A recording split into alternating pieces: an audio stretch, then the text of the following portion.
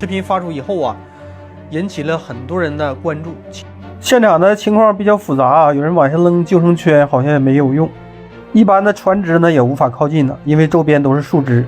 后来啊，来了一架大型的无人机啊，经过多次尝试啊，把小猫救上来了。